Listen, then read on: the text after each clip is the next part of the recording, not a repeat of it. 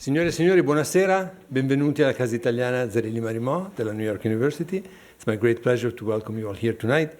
We have a special evening, at least very special for me. I've been here for almost 30 years. In January, it's going to be 30 years.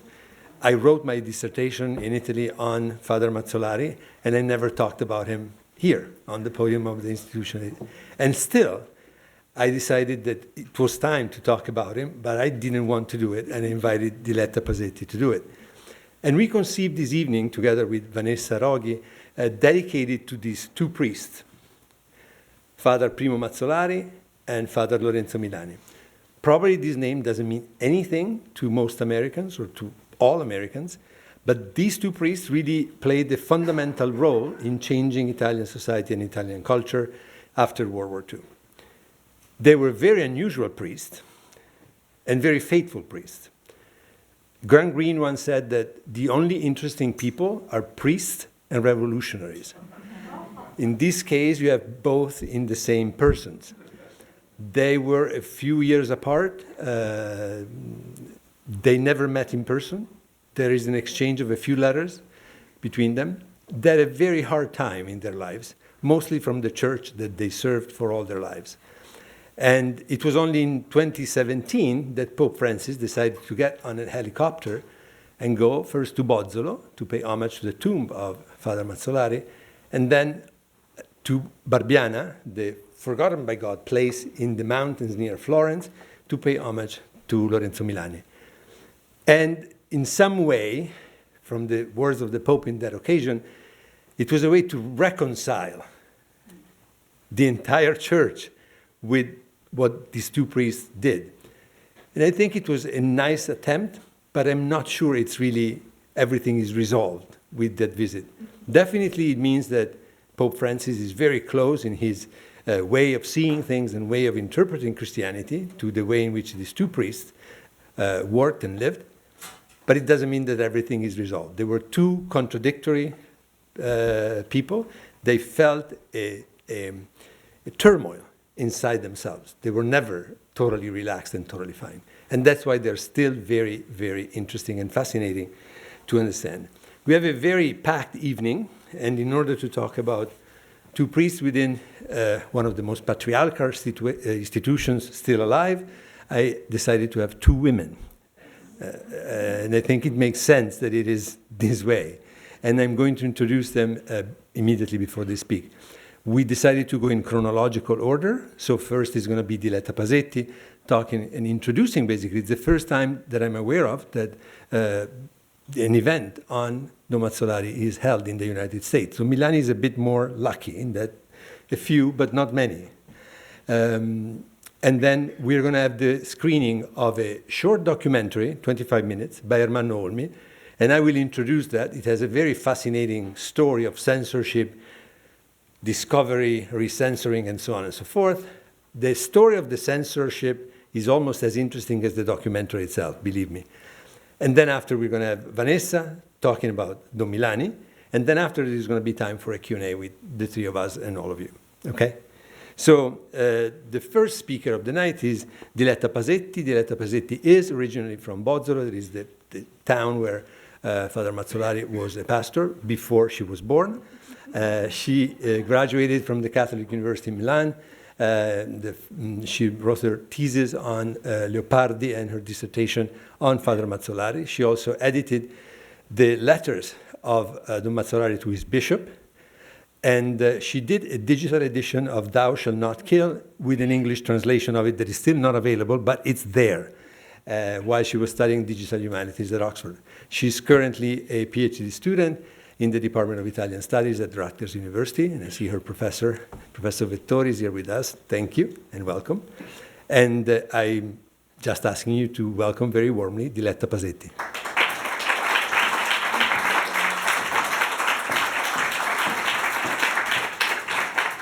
Good evening to everyone. Can you hear me? Yes. Good. So first I would like to thank Stefano for the invitation and the opportunity to talk about a Bozzolese, the late fellow countryman Father Primo Mazzolari, who hailed from Bozzolo, my home birthplace. It is an honor to delve into his struggles and visions here today sharing the stage with a scholar whose work I deeply admire, Vanessa Roghi. I'm pretty sure Don Primo will have smiled knowing that more than 60 years after his death, his writing and speeches would have been heard along with Lorenzo Milani's words in one of the most vivid arenas of Italian culture worldwide. Through my presentation tonight, I will try to convey his prophetic intelligence, his empathy, and his revolutionary vision. I have been sitting down in the last few days, typing, deleting, and retyping several drafts of this presentation, never fully convinced of the best way to outline the life of this remarkable man. To tell a story is always to interpret it. For a factual introduction, here are the basics for you. Primo Mazzolari, 1890-1959, best known as Don Primo, was an Italian priest of the Catholic Church. He was also an anti-fascist, a partisan, and a writer. Known as the priest of Bozzolo, his thoughts anticipated the orientation of the Second Vatican Council, especially concerning the Church of the Poor, religious freedom, and pluralism. His social doctrine, combining empathy toward the disadvantaged along with pacifism, earned him criticism and sanctions from the ecclesiastical authorities and led him to be marginalized. I just condensed a life into 85 words. But the priest of Bozzolo was not an easy-to-go, malleable thinker inclined to be shoehorned in a 20-minute speech. Labels, as well as synthetic lists of facts, do not work very well for polyhedric figures. So I asked myself, which portion of his graceful existence need to be rediscovered and celebrated? In which reflection shine his contemporary sensibility? In other words, why should we read him today? The documentary by Ermanno Olmi will picture a poetic account of Il Profeta della Bassa, the prophet from the countryside. So I took the liberty and the pleasure to shed light on the cultural and political elements that appear in the documentary, to constitute an essential, even if incomplete, map of Mazzolari Weltanschauung, of his vision of the world. The first stop of our journey tonight is his closeness with the forgotten, the farthest, I lontani. Man of riverbanks, Mazzolari's birth and youth in a farmhouse defined his compassion for the rural world and its inhabitants, shaping his concern toward the vulnerable members of the society that would endure throughout his entire life. Mazzolari wrote about them and for them during the Second World War, but also from the columns of Adesso, a newspaper he founded in 1949. For him, the search for social justice constituted one of the pillars of the post-war newborn society, and the topic was undoubtedly among the most heartfelt, given the delicate moment the Italian population was going through. Mazzolari perceived that he was witnessing an epochal transition that would guide Italy toward well-being, thus understanding how important it was to model practical commitment in support of the weakest, without denying the dynamism of contemporary society, but remembering the importance of preserving a human soul. In the pages of Adesso and in his essays, Mazzolari called for a radical change in the way individuals engage in a community. He felt that meeting everyone's basic needs was the first step toward rebuilding a just society. In the book Rivoluzione Cristiana, Christian Revolution, he denounced the exploitation of workers and farmers in Bozzolo, whose lack of fundamental rights and protection led to constant abuses, and he fought for better salaries and ways to regulate their working hours. Pragmatism emerged as the essential cornerstone of Mazzolarian thought. His theories and criticism expressed in the social field are never abstract, but always rooted in a careful investigation of environment and its issues. Don Mazzolari practiced what he preached. His spirited adherence to the gospel forged the imprint of his action and battles. For Mazzolari, true renewal started from the heart of the community. Change was not supposed to occur by miracle, through an inspirational manna descending from the sky. For i lontani to stop being perceived as different, society must learn to actually see them. Lasciarli parlare e parlare ad essi. Let them talk and talk to them. As he suggested when questioned by his bishop about the possible practices to undertake to bring these lontani closer. So dialogue is the recipe Mazzolani proposed. Everyone is called into question because everybody is somebody's other. So who were these lontani, these others? Today we will probably call them the nuns, people who do not live by any creed. In Mazzolari's time, lontani were groups that lost their faith in the Catholic institution because of its unfitness to advocate for their rights, particularly after the tremendous abandonment in the worldwide conflicts. Lontani were the communists. Mazzolari received several official warnings because of his effort to open a dialogue with this political party that had attracted the majority of the disenchanted soul who felt abandoned by the church. To give you an idea on how the Marxist doctrine was dreaded, in 1948, the Holy Office issued an excommunication decree against all card-carrying communists. Lontani were the convicts, whom he arranged a written correspondence with the children of an elementary class so they would not be invisible anymore. In the book Behind the Bars, it stated, "Man has more need for mercy than justice. The just man can give me death. Only the merciful man can save me. Those who are unable to forgive have lost contact with their brother's suffering. They have forgotten that sin can belong to anyone. Pity helps us find a hidden treasure in the garbage." Sometimes i lontani were also gli ultimi, the last one, the poor that Don Mazzolari always made a priority of his intellectual battles. His unapologetic, unrestrained critique to the Roman Church's wealth is condensed in his disapproval of the cardinal ring-kissing ritual, published in Adesso. In this article, Mazzolari was rooting for a Christian revolution, an active presence and mobilization from the bottom to improve mankind's condition in a factual application of the gospel lessons. The admoniment, of course, was not cheerfully received by the ecclesiastical hierarchy. In response to a tense letter written by the worried Bishop Cazzani, Mazzolari demurred. "While in Russia the cardinals are incarcerated as common criminals, you worry about the ring of the Cardinal of Milan. Is it not the hand itself and not the ring that consecrates and blesses? How can this ritual be defended when the faith in the church and in the men who represent it are at stake? In order to regain trust in us, the people need to see us detached from any luxury to the point of heroism." Lontani were the war veterans, the workers, the farmers, the exploited and forgotten who walk away from the church pews like prodigal sons who didn't feel at home anymore. In Vangelo del Contadino, Gospel of the Farmer, Mazzolari said, "I had thought about enrolling Jesus in the Farmers' Union too. They didn't want it.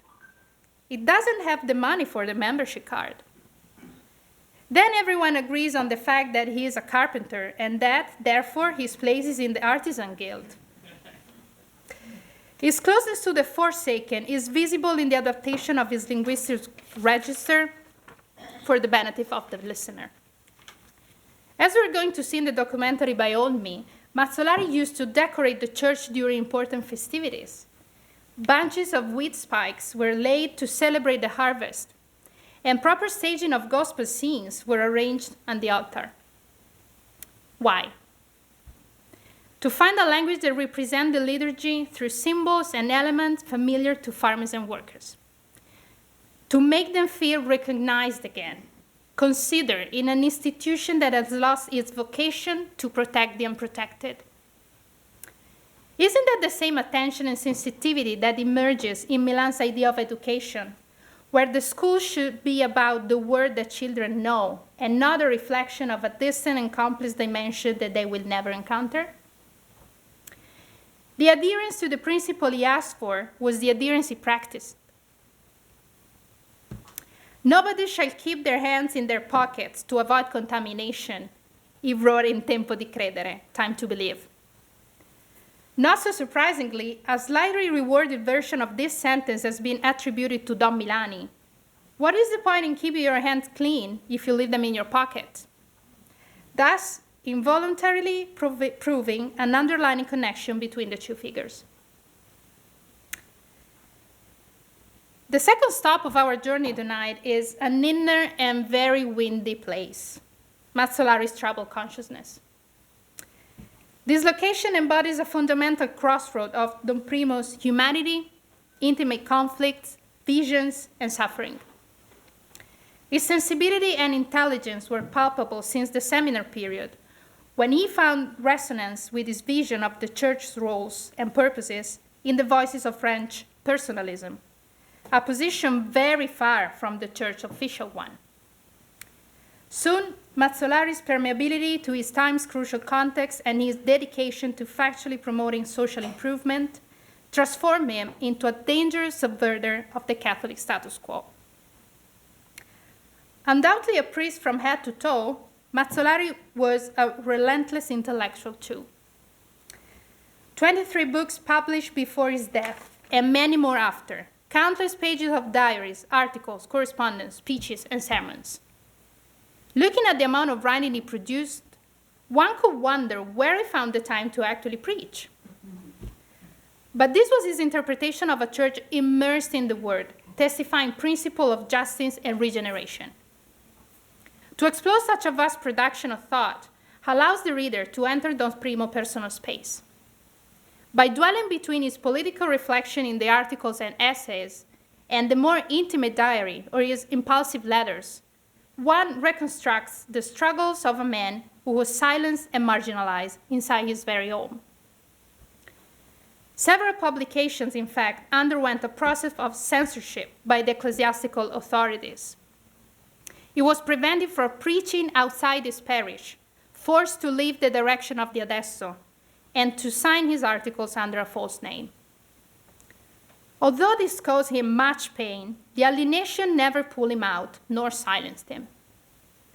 Mazzolari fought through all his existence against an institution that he deeply loved, but precisely because of that love. His goal was to improve it, open it, and change it from the inside without living it. In the torment of thought that continues to question about what is right and what is wrong, fearless of retracing its own steps if necessary, and also of continuing to fight when it seems just. In this anguish, Mazzolari's special way of being uncomfortable inside the church blossomed. Not disobedience, but standing obedience.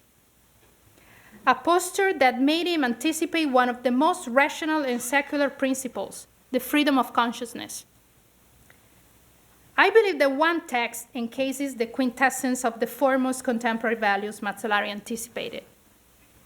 In Letter to an Aviator, while trying to elaborate on the concept of just war in response to a young soldier question on church war justification, Mazzolari wrote, I can accept obedience to the extent that it is not a participation in evil, but in pain, while not neglecting any means of enlightening public opinion about common error. And I disobeyed the authority orders, not because of the authority in itself, but because of what is unjust in its command. When authority no longer responds to its purpose, which is the common good, but acts against it, I have the right to revolt against someone who usurps a right. When facing injustice, one can no longer hide behind the power of authority. Conscience cannot abdicate into the hands of any creature, be it the greatest of the men or the holiest. In doing so, Father Mazzolari affirmed for the first time the priority of morality over authority impositions, creating the paradigm of dignified obedience, not bent on empty and comfortable assent, but upright and robust in its own considered reasons. A standing one.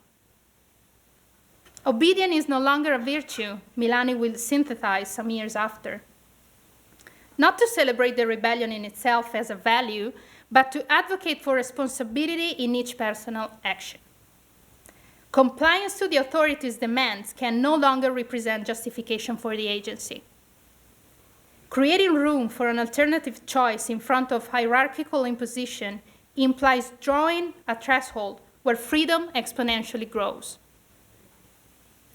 Mazzolari spoke about conscientious objection in 1941, almost 20 years before the opening of the Second Vatican Council, sketching with his courageous words his very unique position inside the Catholic clergy. The paradigm of standing obedience and his never-ending labor of conscience, which cost him interdiction and caused him extreme psychological and physical suffering, guided him through the years of resistance, when, as testified by Bishop Cazzani's correspondence, the clergy of the little parishes has been left alone by the Roman Catholic hierarchy in deciding if and how to participate in the Italian Civil War. Mazzolari became one of the unarmed combatants who used his word and thought to fight violence and cowardice, the only weapons admitted in preparing the path toward justice and peace.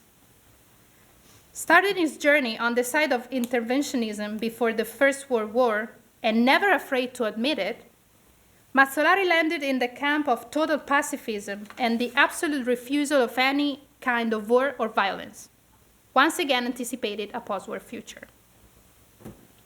His last publication, Thou Shalt Not Kill, the summa of the priest's thought on total pacifism, was published in 1955, anonymously because of the fear of excommunication from the Roman Church hierarchy. A radical manifesto of the Catholic absolute refusal of any type of violence, titled with one of the commandments, was still considered by the clergy a revolutionary and dangerous message for the time. And the fascists, philo-communists for the socialists, but too socialist for the communists, courted by the Democrazia Cristiana party, which deeply disappointed him. Servant of the poor and the forgotten, able to speak the simplicity of the humble and the complexity of the social political. A prolific writer and a passionate orator, Mazzolari, the trumpet of the Holy Spirit in the Po Valley, as Pope John XXIII described him, died after a stroke that caught him on the altar during one of his fervent sermons. Divine irony, one will say. It is enough to be a man to be a poor man too, is one of his statesmen that embraces his empathic humanity and spirituality. A complex visionary who never left his calling. A rebel obedient who challenged authority with a daring mind and a suffering soul, incessantly seeking truth and justice alongside a prophetic interpretation of societal needs. These, my underdish words for a better synthesis of the man behind and beyond the facts and the events. Coming back to our initial question, why should we read him today, 60 years after and far away from this foggy Italian countryside? Because lontani today are the immigrants on the US border, as well as the castaways in the Mediterranean Sea. The many Stefano Cuccis and George Floyds killed by the police. Lontane are the women killed by femicides, one every 3 days in Italy, and here, and in South America, India, and wherever stands a colonizing culture of possession. In all these locations of suppression and violence, Mazzolari's words call us to stand firm, to cast light on injustices through the exercise of our conscience. As Pope Francis said in his discourse during the pilgrimage to Mazzolari grave in 2017, the future of the world is made in its outskirts, and at those margins so dear to Don Primo. we should still read Mazzolari because his sermon during the Mass of Epiphany, 1958, seems to address today's conflicts and horrors, when he reminded us that God does not care about the color of the skin, the language, the religion, nor whether we lived at the equator or at the pole. He looks at the man. We should still read him because to have a troubled conscience is the vaccine for worse epidemic, the current radicalization of opposition, where raising the voice is more important than meditating on the position we are so aggressively defending. We should still read him because to reflect on what any authority orders, it is and always will be the most audacious and fundamental effort we should exercise to unearth injustice. Mazzolari's standing obedience is a paradigm of freedom and continuous verification of both the democratic process and discourses of power. Because the other is us. I am the other, and Judah is my brother. We should still read Mazzolari, and I hope this brief introduction has proved it, because his prophecies are still talking to us. Today, Fondazione Mazzolari cherishes his memory, working on the digitalization of the archive and the organization of panels and events dedicated to this charismatic politics journalist priest. But more work has to be done to appropriately credit and value his contribution. As a Bozzolese, I don't deny I will continue to listen to his voice with pride and profound affection. As an Italian, Mazzolari is an author that I would indeed suggest to our Prime Minister Giorgia Meloni. Maybe his words will help in clarifying what being a Christian really means. As a researcher, I commit to addressing scholarly attention on Mazzolari production. His socio-political analysis can still apply not only in the historical field, but also in literary, social, political, and post-colonial studies. The inherent interdisciplinarity and concreteness of his method stand as a potent reminder for academics on how theory should never forget about practice. As a human being and citizen of the world, I hope Mazzolari's thoughts will start to be translated and cross borders. His extremely contemporary production addresses the universal man with a message of inclusivity, equality, and condemnation of all forms of oppression. Courageous visions are very much needed in this fierce presence. Thank you. Grazie.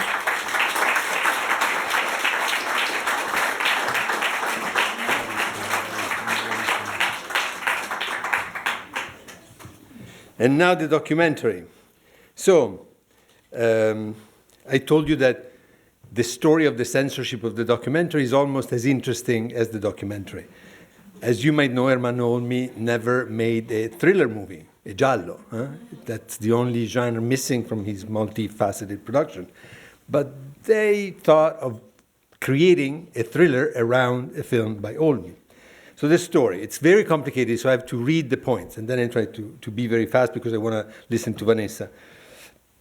So in 1967, 8 years after Mazzolari's death, Rai, public television, commissions to Ermanno Olmi a documentary on Mazzolari. He collaborates with a screenwriter, Corrado Staiano, from Cremona, a journalist, and once the documentary is finished, Rai is sort of afraid that something might be off in this documentary. So it appoints a committee of 3 viewers that view the documentary, one of them being Father Ernesto Balducci, that if Mazzolari was left, Father Balducci was far, far, far left. They see the documentary, they see it's good, you should screen it. And no matter what, that evening in which the documentary was supposed to be screened on Italian national television, March 23rd, 1967. It was Thursday, Holy Thursday. At the last minute, instead of broadcasting the documentary by Ermanno Olmi, Rai decides to broadcast the documentary on butterflies. The problem was that the documentary had been announced with grand fanfare, starting from Radio Corriere TV, that was the original printed magazine of Rai. And all the newspapers and magazines, especially of the left, announced it and were very curious to see this product. Ermanno Olmi, by the way, was already Ermanno Olmi in 1967. He already made Il Posto in 1961 and I Fidanzati in 1963. He won a David di Donatello with Il Posto and really was considered one of the directors that was transitioning from neorealism to another way of making films. And he had made countless documentaries, especially for Montedison, the electric company for which he worked. Also, in 1965, and this is an interesting footnote, he made a film called E venne un uomo, and a man came, that was produced by Harry Saltzman. Harry Saltzman was the producer of the first 9 007 movies. He was a very wealthy producer. He was in Rome when Pope John XXIII died and was very moved by the popular commotion over the death of the Pope and wanted to make a documentary, a film, not a documentary, a film on the Pope. And everybody in Italy told him only Olmi could do it. So Olmi did it, and he almost bankrupted Salzer because the documentary didn't go that well at the box office, and even critics criticized it very harshly. It was the first time that Olmi did not a documentary, but a film with actors, including Rod Steiger and Adolfo Celi, so good actors. And he was trying a way to transition from documentary to feature film, showing the character but without the costumes. So he was studying the possibility of creating a new way of telling a story. Didn't go well. So, but this is the precedent, and that's why he was asked to make the documentary on Olmi. So after the documentary is not shown, and everybody was expecting it, there is almost a revolution in Bozzolo. All the newspapers and the magazines, especially of the left, the Europeo, l'Espresso, they all ask what happened to the documentary by Olmi, when can we see it, why did you not screen it? And Rai, think of Rai at that time, it was the great master of Rai was Ettore Bernabei, who was somebody who was able to adjust to any possible hue of political persuasion that was in the government at that time, making everybody happy. So the genius is, Ermanno Olmi's documentary disappear, and at the same time, they appoint another Olmi, Massimo Olmi, no relationship whatsoever with Ermanno Olmi, to make a documentary about Don Mazzolari. So they send him to Bozzolo and Cicognara, to the town where the priest lived, with the help of a journalist who knew the story, who knew Mazzolari, and Massimo Olmi, a good journalist of Rai, makes a new documentary on Don Mazzolari pretty fast, because there were also parliamentary interrogations. In Congress, they were asking to the Minister of Telecommunication what happened to the documentary. So they were in a hurry. So indeed, they came up with a new film on Mazzolari by an Olmi, but not the right Olmi, the other one. Now, if you think this is funny, think of the rest. So what happened to the film? What happened to the film by Ermanno Olmi? Well, for about 60 years, it was nowhere to be found. Olmi was sick and tired of the whole thing because they tried first to convince him to cut certain scenes, and if you want, we can discuss which ones. Olmi absolutely refused to do that. He said, that's my film, and if you decide to cut even one frame, you cannot use my name and the name of my screenwriter. So the film, the Olmi film, disappeared, never found. Researchers, scholars, journalists look in the Techerai, nowhere. And Olmi never mentions that in his filmography. Gone, disappeared. Finally, a journalist whose father was from Bozzolo, who was originally one of the young people that followed the Mazzolari, and especially after the war when he went around preaching in political rallies, has an idea. He worked for Rai, so he could get inside the building, right, and inside the archive. And he has the idea. But if we don't find it under any entry for the Teche, maybe it's in El Bobinone. The Bobinone was the big roll with all the programming of one day, okay? So they look for the Bobinone of the day, and sure enough, it's there. So the film we're seeing tonight is the one that was luckily found 60 years later in 2007 by Ennio Chiodi, that's the name of the journalist, was able to rescue this piece of cinema by a great master of cinema and bring it back to the surface. It was screened for the first time last summer in Bozzolo and for the second time here. Yeah. So the other film of the other Olmi, Massimo Olmi, you can see it. You can see it. It's on the website of the Fondazione Mazzolari. You enter Il Profeta della Bassa, it comes up. And it's not bad at all. It's just not this one. It is a journalistic documentary, and it's well done. The man, the Massimo Olmi, not related, was a good journalist, was a good television journalist. So, but there are many differences, as you would expect. First of all, the Ermanno Olmi documentary, the one we are watching tonight, is 26 minutes. The Massimo Olmi documentary, 52 minutes, exactly 2 times the time of Ermanno Olmi. The Massimo Olmi used some of the footage that had been shot by Olmi, and some he added of his own. And there are, of course, parallels and things that look and sound alike. Of course, they're talking about the same historical character. There is the same commitment that is Rai, made at the same time, so you would expect that there are these parallels. But whereas Il Profeta della Bassa, the one that was shown by Rai, by Massimo Olmi, is a journalistic documentary, the one we are watching tonight is a different thing. And Olmi himself helped us define it.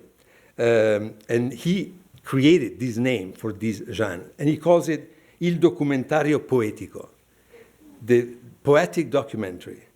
It's a film that begins with the reproduction of reality and uses images as if they were verses, lines, or if you want, a musical score. And you will recognize Olmi's style in the film that we're seeing tonight from the beginning, with the scenes of the countryside, the fog, the long poplar lines in the woods in the countryside. And you will realize that there is an element of poetry in the images of Olmi that, of course, you don't find in the other one. Now, and what is the difference from a political and ecclesiological point of view? That is something that we might want to discuss after. But try to think what might have upset the censors of Rai in this film, and try to think what would be the most revolutionary message that they couldn't stomach in what you're going to see. I'm done here, but it was a complicated story, and I had to compress it in a few minutes. Enjoy the film, and after that, we're going to introduce Vanessa and Don Milani. Thank you. Vanessa is an historian, she's an author, and she's a documentarist. And we invited her, and we are squeezing her like a lemon, making her work 2 days in a row, from Elsa Morante to Don Milani tonight. Her work as an historian in these last few years has been marked by her interest in the history of school in Italy, of education in Italy. And she concentrated in particular on 3 figures. One is Don Milani, and she wrote the book La lettera sovversiva that we presented a while ago at the Casa. And then she worked on Gianni Rodari, a poet, educator, almost unknown in this country, and on Mario Lodi, the teacher from Vo di Piadene and the Promise of Cremona, and the interconnections between them. And also Tullio De Mauro plays a relevant role, a linguist, a very prominent linguist, in her book on Don Milani. She also the author of many historical documentaries, mostly for Rai, Italian public television, and we presented last night her beautiful documentary on Elsa Morante. So it's my great pleasure to invite Vanessa Roghi to talk about Don Milani. Thank you. Thank you. I'm very happy to be here tonight because I think that the relationship between Don Primo Mazzolari and Don Lorenzo Milani is really important, but I didn't study it very well when I wrote my book. And so I'm happy to be here because I learned a lot of things from Diletta, and I was very moved by this documentary because I heard Mazzolari's word as really the basis on which Don Lorenzo Milani built his own experience as a priest in Second World War Italy. When Don Lorenzo Milani became a priest, World War II had recently ended, and Italy was slowly beginning reconstruction. Reconstruction not only in material terms, but also in moral terms. Moral because Italy was emerging from 20 years of fascist dictatorship. Don Lorenzo Milani, you can see him in these photographs as a young boy, was born in 1923 in Florence into an educated upper-class family. His mother, Alice Weiss, was from a Jewish family in Trieste, and the Weiss family had brought psychoanalysis in Italy. Her brother, Weiss, was assistant to Sigmund Freud. His father, Adriano Milani, was the great-grandson of Domenico Comparetti, a linguist who had studied the problem of linguistic unity in Italy in the late 19th century. This is a map of Italian dialects from 1977. Even at that time, many people spoke only the local dialect at home, and Italian was still a problem. Young Lorenzo Milani knew that language was a major political issue. Speaking a language, understanding a language, was a key to accessing citizenship. Laws are written in a language.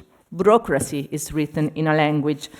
Possessing the language meant being a sovereign citizen. This understanding of the centrality of language will shape now how Don Milani saw his mission as a priest. Here is Don Milani when he was sent to be a priest in Calenzano, a working-class village near Florence. The workers in Calenzano went to church, as everywhere else in Italy, out of habit. They didn't understand the Mass, it was delivered in Latin, and it didn't interest them to understand the Mass. In Italy, the Workers' Party was not Catholic, it was the Communist Party. And even though many communists were Catholics, a priest could not be a communist. Don Lorenzo Milani decided to open an evening school for workers. His superiors did not approve. They believed a priest should not be concerned with citizenship or work with communists who do not live according to Catholic principles. So Don Milani was sent to a small church in the mountains near Florence. This place was still called Barbiana. There were no workers there, only peasants. The children didn't go to school because they had to help in the fields. Even in the 60s, not at the beginning of the century, but in the 60s, rural children left school around the age of 10. Don Lorenzo Milani decided to make a school for them. He went from house to house and took them to his school. It was open all day, every day of the year, so that even children who had to work could attend it. In 1957, Don Milani wrote this unbelievable book. The book is called Pastoral Experiences, an analysis of how peasants think about the church. The book caused a scandal, and journalists and intellectuals began to arrive in Barbiana to learn more about this radical priest and his ideas. To write as he did about religion was revolutionary. That it was a priest who did the writing was truly scandalous.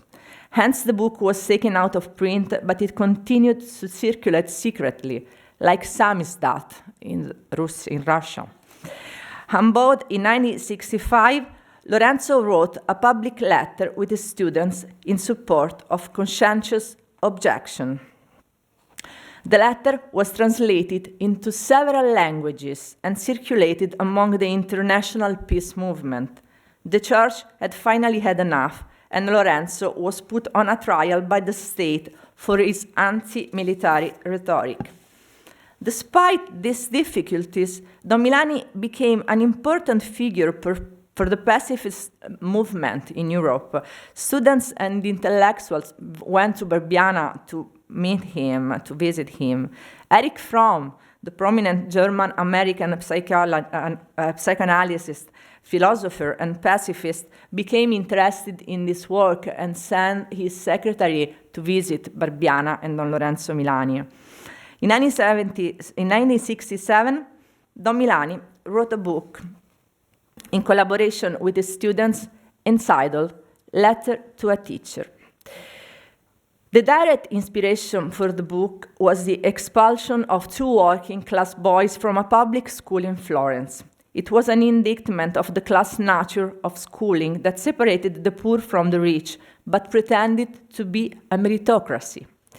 This expulsion of poor students, Don Milani argued, went against the post-war constitution of Italy, which says in Article 3, all citizens have equal social dignity and are equal before the law without distinction of sex, race, language, religion, political opinions, or personal and social conditions. This part of the Article 3 is the same in every liberal constitution all over the world. All the citizens are equal before the law. But the second part of Article 3 in the Italian Constitution was really wanted by the socialist Costituente Lelio Basso, who has to write, it is the duty of the Republic to remove obstacles of an economic and social nature which, by effectively limiting the freedom and equality of citizens, prevent the full development of the human person and the effective participation of all workers in the political, economic, and social organization of the country. So, everybody is equal before the law, but this is not true, because people, they don't born equal, and the state has the due to remove all the obstacles that make people not equal. In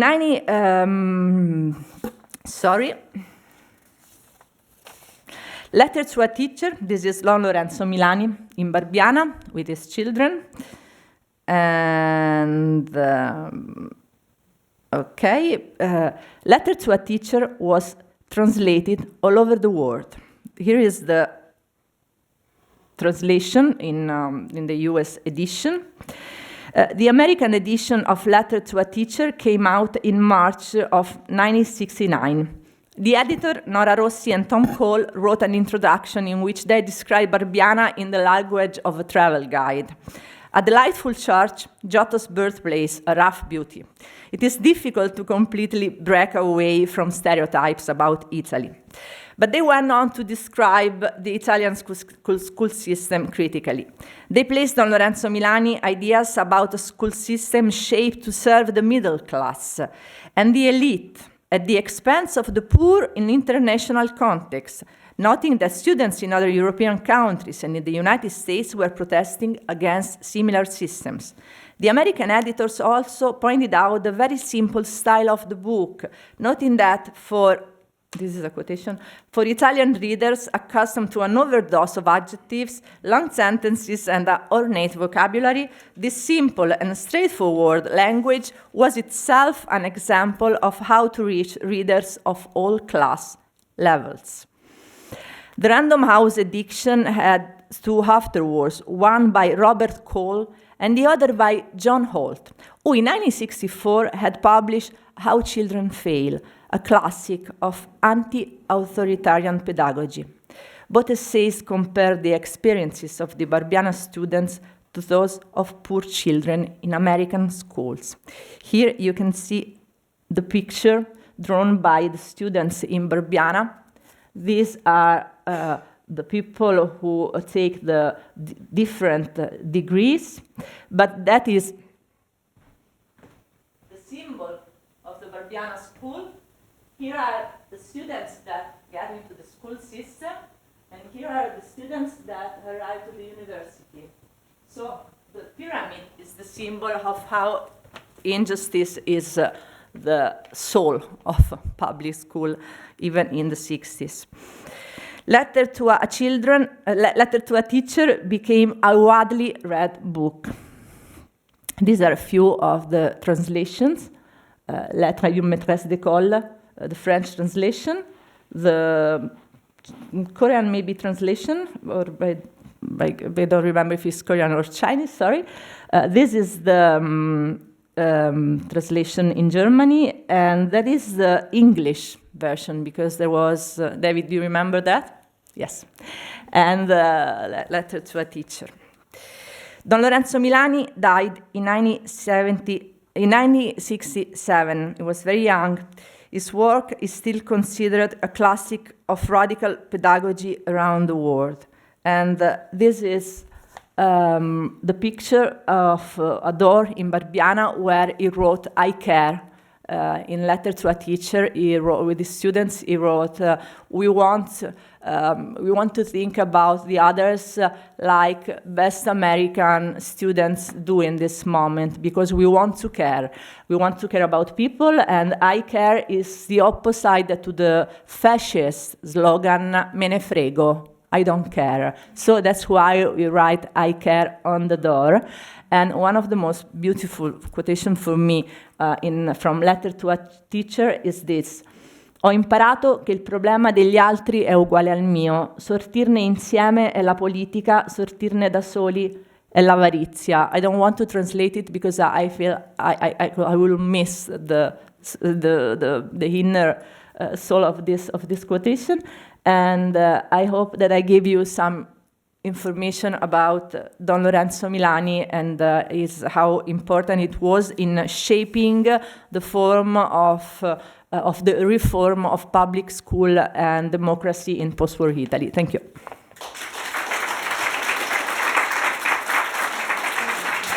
Thank you both to Diletta and to Vanessa for two thorough and passionate presentations of these two characters.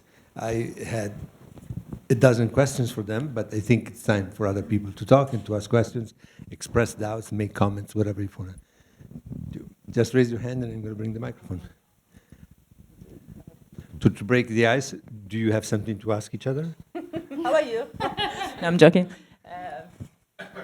I have many questions, but I'm as I told you before, Don Lorenzo Milani, when he became a priest, he was really impressed by the work of Don Primo Mazzolari, and both were they had a lot to do with French priests, French preti operai, no, working. I don't know how would you say in English, preti operai. Maybe worker priests. Worker priests were a movement of priests in France of Second World War who translate the Vangelo and work in the fabric and the factories. Yes. And so I was wondering how much, because I know that Don Lorenzo Milani met this working priest when he was in the seminar and translated one of the most important books written by one of them that was called France, Pays de Mission, France, Country of Mission. Country of Mission, yes. And so I was wondering if Don Primo Mazzolari quoted directly the working priest or not. So I don't know about the worker priest in the Second World War, but I know that Mazzolari read a lot from the French personalism. So Maritain was one of the priests that deeply influenced him. Not a priest. Philosopher. I'm sorry. Philosopher that deeply influenced him, and it was. But he read them when he was in the seminar, so he read them before. So I don't know about the working priest, actually. There are articles in Adesso where, because he had young people that went to other European countries, and he asked them to send articles about what is going on in these places. And there is definitely a couple of articles about the experience of the working priests in factories in France that was presented as a... And it's interesting, since we are in New York, that in the first issue of Adesso, of these periodicals that he directed, there is an entire page dedicated to Dorothy Day and the Catholic Workers' Movement here in New York. Yes. Really, I don't mean to be the first one to ask a question, but it's connected with the question that you just addressed, so I will go forward. You have mentioned two priests, one influenced by the other in Italy, two Italian priests. Were there others? What was the context? How different? What supporters did these two have among their own age group of priests in Italy itself? And then, of course, I'd like to know whether there were not worker priests in Italy as well. Were there no worker priests? I mean, sure. And so was there? I'd like to know how unique these two really were, or how representative they might have been of a larger movement. Great question. Thank you. They were not unique, but they were not representative. I mean, they were. They met in the seminars during the war. The resistance movement linked them together, and the anti-fascism of a lot of them put them together.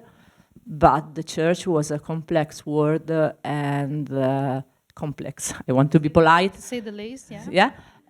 And a lot of priests were completely different. One of the most eminent Bazzol of Don Lorenzo Milani was against I preti militari, the priests that... Military chaplains. Yes. Because he wrote this letter against them for the objection of... Conscientious objection. Conscientious objection, sorry. And so there were almost two souls in the church, one pacifist and the other for following the wars, because the just war exists.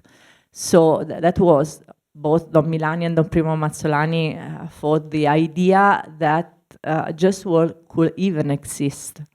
They didn't believe that, and a lot of priests thought like them, but they were not representative of the church and of the church of Pio XII, that died in 1958, if I'm not wrong. And then Giovanni XXIII lasted only 5 years. And then Paolo VI was another thing. And so every moment of this history is really different. I shouldn't have used the word representative, but what I guess I really wanted to ask you is, were there others like him, like them? That was a much better way to phrase my question. Of course, they weren't representative of the church as a whole. No, I think it's a great question. And Giovanni Micoli, who is one of the most important historians of the church in Italy, talks about this. You know, by the way, this is Susan Zuccotti. She's a great historian of the Holocaust. You worked on Père Marie Benoit and the rescue of Jews by these Franciscan French priests. So, and Micoli says that in their uniqueness, one should not try to find the reflex of the entire church. And we have to think about the church of the time of Pius XII as a very organized, very compact, very military sort of organization, where dissent was absolutely not tolerated. At the head of the Holy Office, that was the successor of the Inquisition, there was Cardinal Ottaviani, was very powerful and would not accept any minimum dissent from what the original line of the Pope was. So there were a few priests and friars that sympathized for, and you saw some of them in the documentary by Olmi. But you know, you could count them on the fingers of one hand. And generally speaking, most priests saw these two, both Mazzolari and Milani, with some sort of suspicion. They thought they were looking for publicity. They thought they were interested in appearing. And so, no, there were not many priests like them, and they were more understood outside of the church than inside the church. In 1948 elections in Italy, there were a group of priests that they were called the flying priests.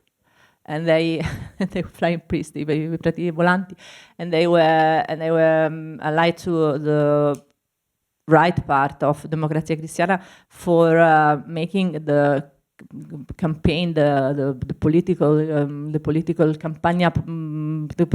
They would campaign for for the elections, and they were anti-communism, anti the social doctrine of the church, and their chief was called Jeddah, and they were really representative of what the church was in that moment. But at the same time, a new generation that attended the seminar during the war started to work in the parish, and they met the working class, and they went, you could have found them in the working class towns like Turin or Livorno. They opened school, and they work a lot, but together, but alone, far from Rome. If we can add, if there are more questions. No, I just wanted to add that it was very difficult to stand up in that context because of what Stefano said before, that the idea of the church that Pio had was a very military one, and dissent was not very welcome. So maybe there were many of them, many other priests that have a different idea on war, a different idea on the social condition, but I think that it was very difficult to take a position and stand up, and not everybody has had the courage that Lorenzo Milani and Primo Mazzolari had.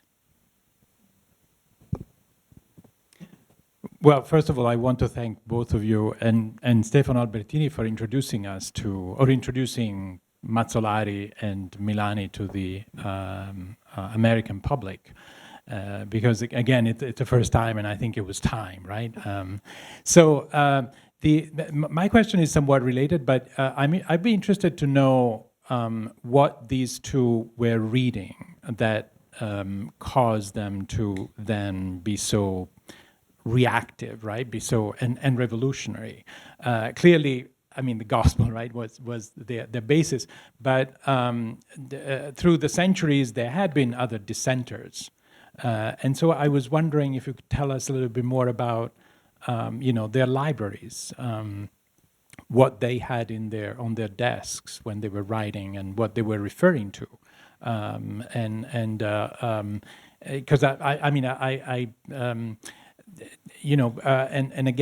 connected to the question that came before. I grew up in Florence in the 70s, and I was already thinking in the 70s, and there were others that, of course, remembered very well having met Milani and having been in agreement with Milani, Cardinal Piovanelli being one of them, right? He was the Cardinal Archbishop of Florence in the 80s and 90s. They had been in the seminary together, so they had, but of course they always stayed under the radar, right? They never really came out as opposing the church and taking position against the church because of what they would have risked by doing that.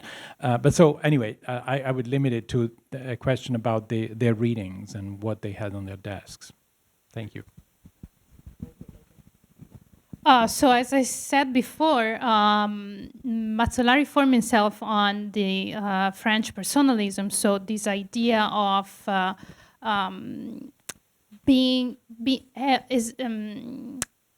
having an agency in the community and being active in the community. So I believe that starting from there, Mazzolari has for sure always been a man that read the newspaper, read what was the common and most diffused trend in the philosophy and politics. So this is one, I think, the reason that made him so open and so sensitive to the environment in which he was living. And that is the reason why, to me, it was so prophetic, because it was really rooted in its time. So starting from the French personalism, I think that Jacques Maritain, Mounier, Manuel Mounier. Maritain and Mounier was the text which formed him, and I think that imprinting lasted for all his life, because the idea that he wrote about in the Christian Revolution, it's always, I think, a synthesis that he made from the gospel, because the gospel was for him the Bible. I'm sorry for the pun, but that was it. So he tried to apply the gospel in the reality of everyday life. And for sure, the French personalism thought helped him in doing that.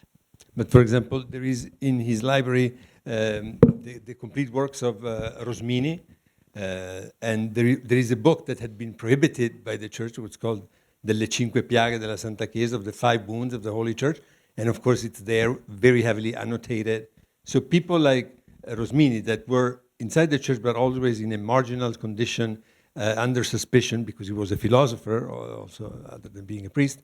So people like that you find in Mazzolari's library that is perfectly preserved in the Fondazione. So, but that is something that should be done, really, to find the genealogy of his readings. And the fact is that he also had access and bought these books from France and made a point of receiving them and reading them, where you could breathe a bit more freely beyond the Alps.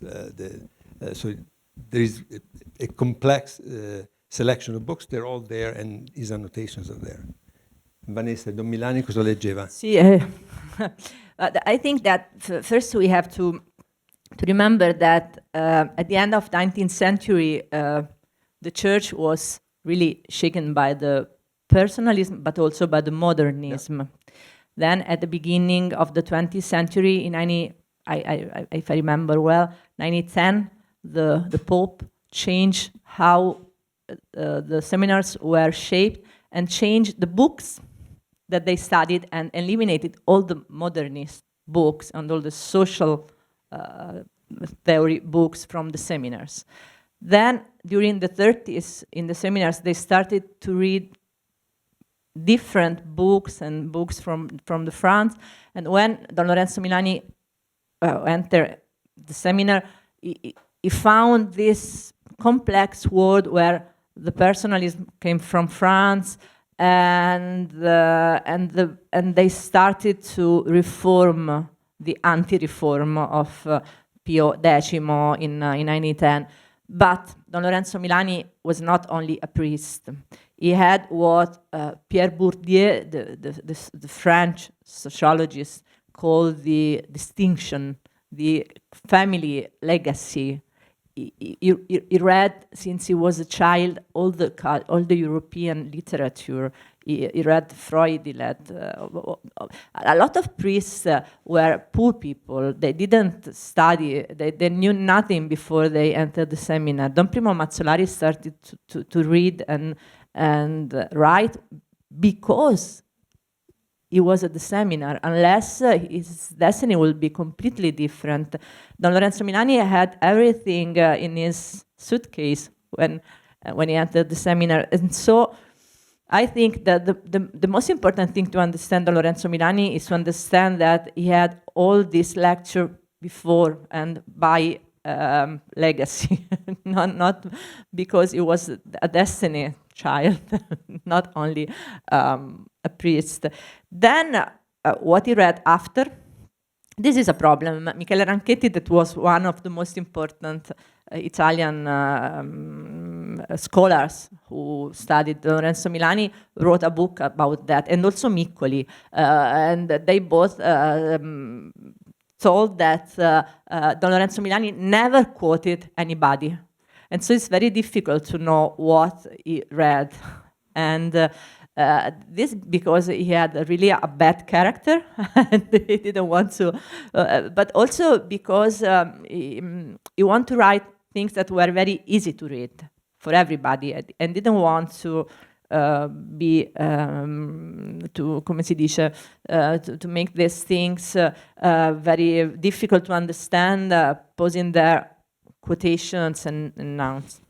And Vanessa, wouldn't you say that there is something that comes from his family, and not through the genes or the bloods, but through the readings?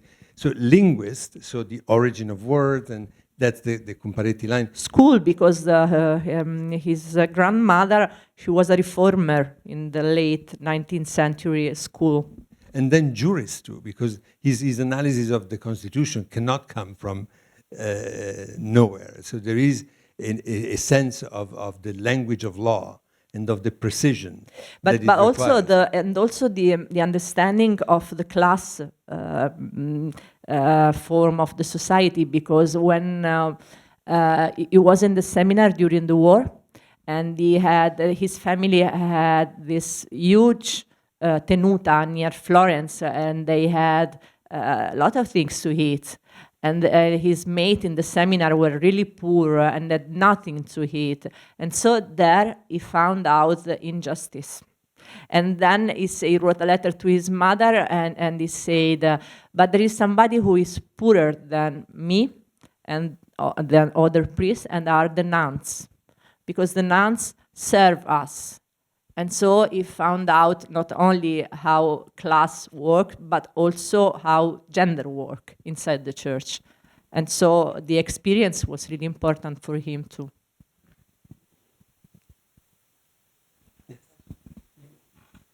Hi. What was the difference in the two documentaries, that one was allowed and one was not? Okay.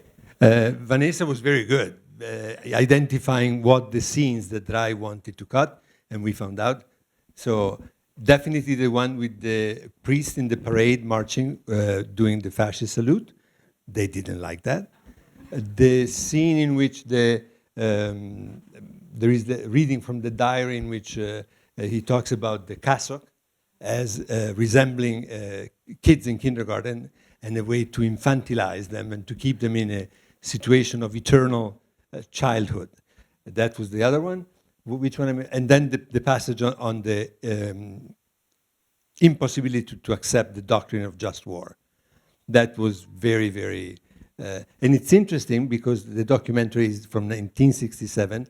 That's the year in which Don Lorenzo Milani dies, and that's the year in which there is this conclusion of the trial against Don Lorenzo Milani exactly regarding these positions, the war, military service, the doctrine of just war. He was condemned after his death. Yeah, so it's exactly at this time. So it's not random that the death of Don Lorenzo Milani that put an end to the trial, well, because they condemned him after his death, and this documentary by Olmi that brings up the issue and brings it back even further in history, and it caused some issue.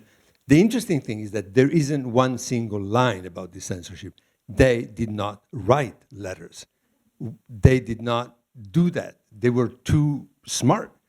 So in some cases, the Vatican didn't even have to call Bernabé. He knew before the things that would not be liked on the other bank of the Tiber River. And so it was a sort of preemptive censorship. But these are exactly the points that they were critical of, and that they asked Olmi to remove, and Olmi told them, well, take my name out. Thank you. This is a sort of a comment and a question. First, I just want to thank all of you for this event tonight. I'm currently a PhD candidate in Italian studies, writing my dissertation, and Mazzolari is one of the 3 priests in my project. And so far, it's felt like a very lonely, losing battle trying to convince my department in Italian studies at Brown University in Rhode Island. And trying to sort of convince them that this is a figure we're studying, and we're studying in the field of Italian studies, and it's part of Italian history, not just Catholic history. And so I've just felt very energized by this sort of public sort of debut of Mazzolari in America. And to just sort of the comment to add on to the question about influences on Mazzolari in particular, for me in reading sort of his early diary, also the influence of being born in 1890 when the Rome question was still unresolved, and to sort of see his sense of patriotism, that it was not for him, at a time when it was still kind of a contradiction to be Italian and Catholic, when Italians couldn't participate in Catholics couldn't participate in Italian politics. In his sense, particularly in seminary under the modernist Bishop of Cremona, that sort of could be resolved. to me, is a really important part of what sort of influenced his civic sort of engagement afterwards. But also the question that I have for all of you is kind of a methodological question, and it's about how do we, in talking about bringing figures like Mazzolari and Lorenzo Milani to a public American academic audience when they're not representative and they're not part of a movement, and they're sort of these individuals who seem peripheral at first, and they're religious figures, and I've had the critique of coming across as sort of giving a hagiography or writing a biography, and I don't quite know how to sort of respond to that, because there is the impulse that they're figures who are exciting and who are relevant. In the presentation of Mazzolari, you beautifully articulate at the end why his thought is so ethically relevant to our world today. But I suppose how to sort of weigh that with sort of objective scholarship and in sort of academic audience in America, I never quite know how to respond to those questions. And so any reflections from any of you three about how to sort of present figures who are personally so passionate about in ways that are, academically sort of acceptable to a wide sort of audience? We have to change the concept of academically acceptable. This is my answer. So a historian could be academically rigorous and passionate at the same time? Yeah, unless they are dead. Unless it's only power. No, otherwise it's only power, you're saying, right? Yes. Diletta? No, I mean, it's an everyday question, because when we talk with our advisor, we always think what we can work on to make it not just a passion for us, but also something that could be relevant in the academic environment. So I feel you, but I think that when a figure like Mazzolari or Milani and all their thoughts are so powerful, and reading them and listen to them, you immediately understand that those thoughts and those interpretation of the word could be very well used, not just in the historical context, but in other fields of research. Because, for example, this denounce of oppression and violence, could very well be read like through the Foucault discourse of power. So, and we're still using that kind of theory, not just in the feminist theory, but we are using those kind of lens to look into the today events. So I think that those kind of idea, even if it comes from one person that is completely unknown, you don't look at the man, you look at the ideas, and the ideas are extremely powerful. And if you read some lines of Mazzolari or Milani today, you can, and then you read a newspaper or you look at the news, you say, wow, they're talking about what's happening exactly right now. So this could be the answer that you can give to your and seriously speaking, I want to say that also that for me, the methodological problem is not to be passionate about something, but to study only the exceptions. This is what you were talking about at the beginning of your intervention, because exceptional people is not something very useful for historical research, because they are only exception. That's why I started my my project on school and education in Italy with Don Lorenzo Milani. Then I moved to Gianni Rodari, but then at the end I decided to study a teacher, Mario Lodi, who had the everyday problem of getting into a class and dealing with colleagues and the parents and children like a normal teacher. So it's true, there's a problem of dealing with unique people, and we have to think about that when we write books or make research in an academical field on this, because the exceptions are exceptions. But what I found very useful was the biography written by John Foote, an English historian. He wrote this unbelievably beautiful book about Franco Basaglia. Franco Basaglia was the psychiatrist who in Italy helped to close the asylums. an important, relevant figure. And he wrote this book about him as a collective book, because even an exceptional figure as Franco Basaglia is never alone. So I think that the only way to escape from biographies that are agiografie, geographies, yes, is to write collective books around them, because they are not heroes. They're normal people who help by their times. The Constitution, Don Lorenzo Milani and Don Primo Mazzolari could have done nothing without the Constitution, without the democracy. And the other people around changed a little bit of their times and left us important things to think about today. Professor Ballerini.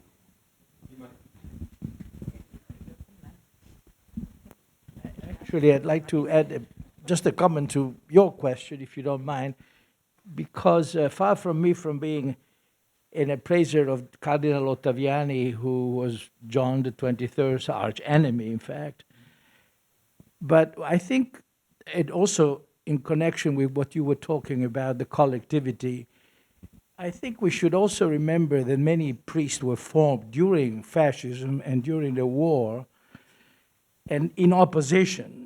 There were many priests, of course, who raised their hand, but there were also a number of priests who didn't. And in fact, even after the war, the dialogue between the Communist Party and the Catholic Church was actually going on, not in Rome, but in the local parishes. I remember I grew up in the outskirts of Milan, and the priest who was in charge of my parish would lend regularly the chairs from the church to the Communist Party whenever they had a gathering, because they didn't have enough chairs. So, I mean, it's by far more, it's difficult to document this, because it's mostly, yeah, exactly. But there are, there are a number of, at least as far as Milan is concerned, there are a number of peripheral libraries besides the central municipal one. There are about 30 of them, and many of them have, in Milan, I don't know, it may be the same everywhere, but in any case, in Lombardy in general, the libraries are quite there's quite a number of them. And in these peripheral libraries, you find diaries and personal stories of individuals who live there. They're published by secondary publishers. Sometimes they're even published by, they're self-published, you know. But so, difficult as it may be, it's still possible to go not to the National Library in Florence, but to a peripheral library and have the experience of the people who lived at that time, and recreate at that level a slightly different picture of the relationship between the power, the authority, the law.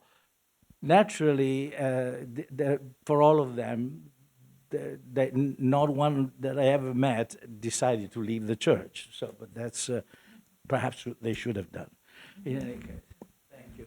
What do you say, Luigi, that you wonder why they didn't leave the church? Yeah, I don't know. They were so in opposition to so much of what the church said.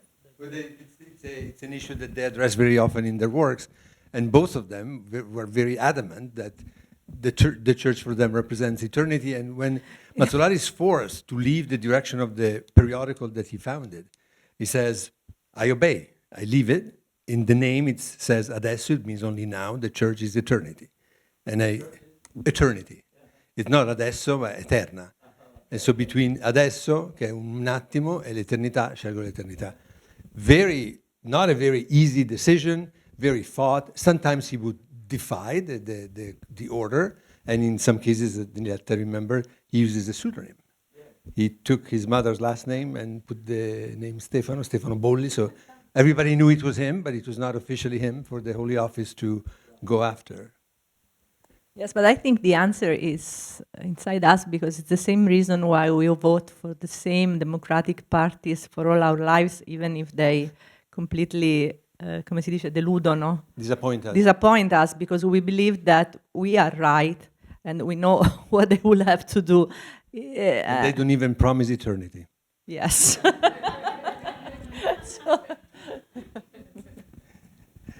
If there are, oh yes, Luciana. A couple of things. One real fast regarding the two priests and their message and their activity. Could similarities be drawn or great contrasts be found in terms of looking at liberation theology in, say, Latin America as a focus of future study? I'm sorry, And the other thing is, was the footage with the priest making the fascist sign archival, or was it? Okay, thank you. Yeah, definitely many points in the theology of both Mazzolari and Milani end up in liberation theology a few decades later in Latin America. I don't know how directly, but there were many Italian missionaries that definitely read both of these priests in the seminary that then were sent to Latin America. So it would be interesting to map these diffusion of these ideas, because definitely for many, many aspects it can be considered liberation theology before liberation theology existed. Sì, ma Paolo Freire, yes, Milani, sì. Sì, he knew Milani, and there are a lot of testimonies about reading Don Lorenzo Milani in the prisons in Argentina in the 70s. So he was in Brazil, Brazil too. But I think it was an introduction. We said it was the first time that we presented these two figures to an American audience, even if we are not many.